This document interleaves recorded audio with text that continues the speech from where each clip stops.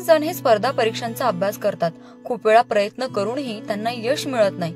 अशा वेळेस आपला वेगळा मार्ग निवडतात आणि त्यात यशही मिळवतात। आज अशाच एका तरुणाची प्रेरणादायी आणि जिद्दीची कहाणी आपण जाणून घेणार आहोत। सुशील काटकर असे या तरुणाचे नाव। त्याच्या घरची परिस्थिती अत्यंत हालाकीची। घरी शेती होती, परंतु शेतीतून येणारा सगळा पैसा कर्जाचे व्याज फेडण्यात जात असे।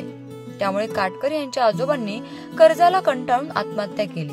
त्यांच्या वडिलांवर ते कर्ज फेडण्याची जबाबदारी। असं असताना पुण्यात येऊन सुशील यांनी एमपीएससीची तयारी करत तब्बल 9 वेळा परीक्षा दिली, मात्र तरीही त्यांना यश आले नाही। त्यानंतर त्यांनी स्वतःचा व्यवसाय सुरू केला आणि त्यातून कर्ज फेडले। त्यानंतर त्यांनी घर देखील घेतले।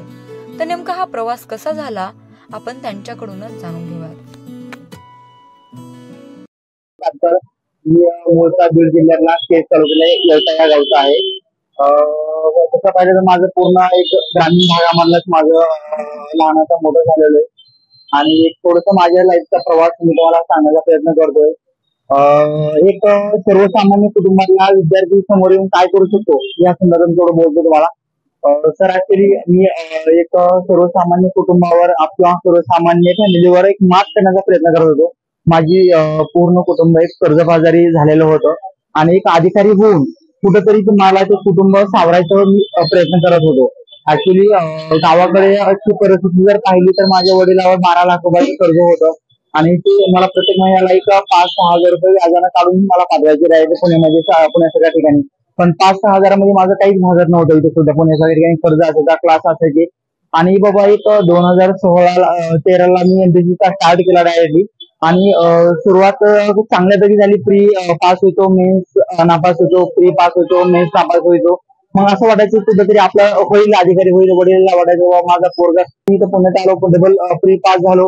मग मला तर शेवट एक अधिकारी होऊन आपल्या घरचं अख्खा वडिलांना म्हणलं की आता मी 100% PSI होतो, यावेळेस 100% म्हणजे मी माझ्या पद्धतीने अफाट मेहनत घेतो डायरेक्टली।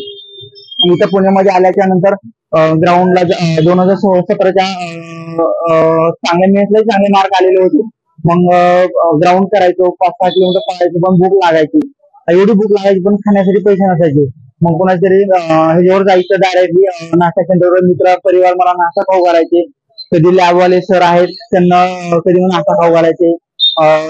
स्वराज्य अकॅडमीचे धनमते सर आहेत, त्यांना एवढा माझ्या लाईफ मध्ये सपोर्ट केला की मला क्लासला पैसे दिले नाही, म्हणजे असं घेतले नाही। तर मग थोडंसं असंही प्रत्येकानं मला माझ्या लाईफ मध्ये थोडासा सपोर्ट करायचा प्रयत्न केला डायरेक्टली।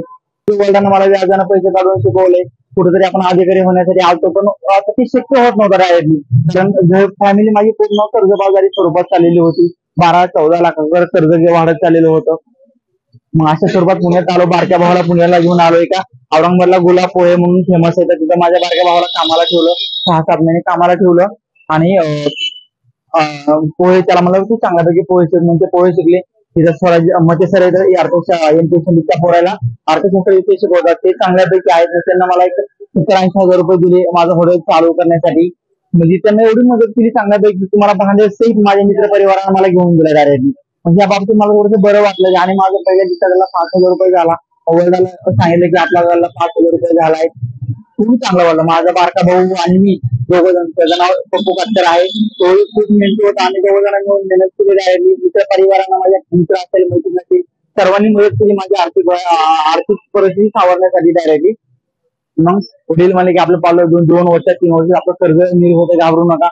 मग एक 18 महिन्यामध्ये मी माझ्या वडिलांचं 12 लाख रुपये कर्ज फेडलं 18 महिन्यामध्ये। मी ऍक्च्युली मी पुण्यामध्ये एमपीएससी करण्यासाठी आलेलो होतो। एक अधिकारी होण्याचं खूप मोठं, म्हणजे माझ्या रक्तामध्ये PSIचं वर्गीचं स्वप्न होतं माझ्यावर, पण मला आणखी बाहेर पडता येत नाहीये, कारण कुठे एमपीएससी जागा नाही, मला आणखी फॉर्म भरावा वाटतो डायरेक्टली। पण मी आता कुठेतरी माझ्या लाईफला त्या अधिकारी होऊ, आपण आता आपल्याला नोकरी लागत नाही, बस करून आता मी एमपीएससीच्या मार्गाकडे सोडून मी आता बिझनेसच्या मार्गाकडे आलेलो आहे। आणि माझी पहिली परिस्थिती आताच्या परिस्थितीमध्ये खूप जमीन आसमानाचा बदल झाला। मी माझ्या बापाला गावाकडे घर बांधलेलं आहे, इथं पुण्यामध्ये घर यायचा प्रयत्न करतो। माझे पहिल्यांदा 10 रुपयाला पोहे होते, आता 20 रुपयाला पोहे झालेत।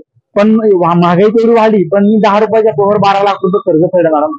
आणि आताच्या परिस्थितीमध्ये जर पाहिलं तर माझ्यासारखं सुख माझ्या गावात नाही, कुणाच्याच घरी। आपण जर पाहिलं तर आता काटकर यांचे पुण्यात 2 हॉटेल आहे आणि आता काटकर यांनी गावी स्वतःचे घर देखील बांधले व कर्ज देखील फेडले। विशेष म्हणजे त्यांनी पुण्यातील सदाशिव पेठ येथे असलेल्या हॉटेलला होयमी एम्पेसिकर काटकर बंधू असे नाव देखील दिले आणि आवर्जून लोक येथे पोहे खाण्यासाठी येत असतात. तर लोकांची इथे गर्दी देखील पाहायला मिळते. प्राची केदारी लोकल 18